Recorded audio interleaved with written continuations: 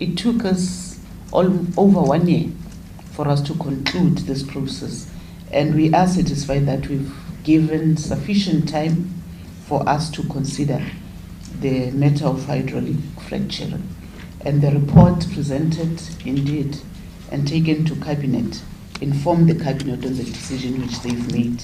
It was this announcement 2 weeks ago by South Africa's Minister for Mineral Resources, Susan Shavang, that renewed fears by anti-fracking groups that what they dreaded most might be slowly becoming reality. We are perplexed about the sequencing and the logic of lifting the moratorium, the so-called moratorium, and in the same breath announcing that public participation will take place. Jonathan Dew is becoming the leading voice of resistance against fracking in South Africa.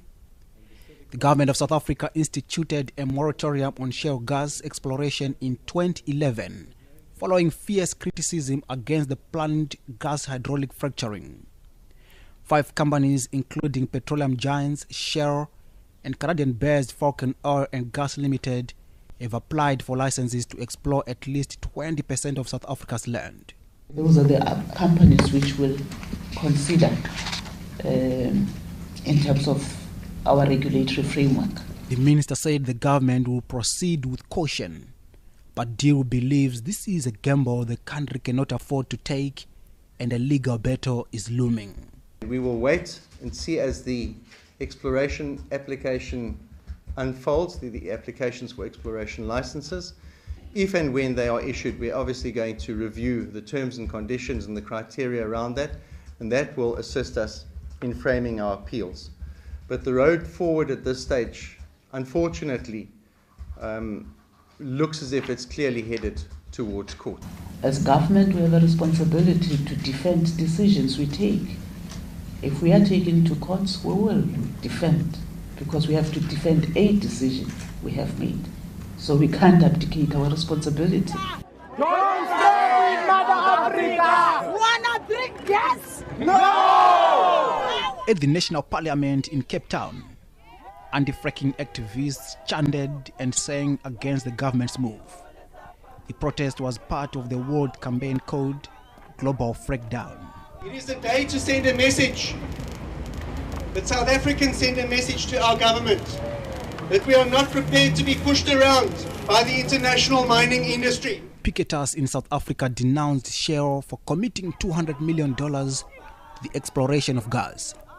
They said such money is better used in pursuing greener options such as solar. We say to them, spend that on a Karoo dog with solar energy and An assessment by the Petroleum Agents of South Africa concluded that as much as 30 trillion cubic feet of shale gas may be recoverable from the country's underground. This, the research estimates, will create at least 50,000 jobs. A report released by the Water Research Commission has given anti-fracking proponents more vigor and reasons to oppose the government move. The State Commission research revealed that fracking poses cancer risks from chemicals used during the process. These fears are much more pronounced in the Karoo, an expansive arid grassland that is 2-hour drive from the coastal seat of Cape Town. Activists say, apart from the groundwater contamination, the Karoo's endangered species of plants, animals and birds will also be affected. Can we afford it in a water-scarce country to put a large part of our water resources in jeopardy as a consequence for the hunger for natural gas? This is a cause veteran lawyer Paul Hoffman is keen to defend.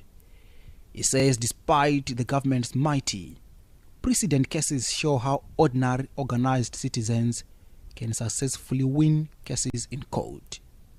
Tepson Mdzingwa for The Real News, Cape Town.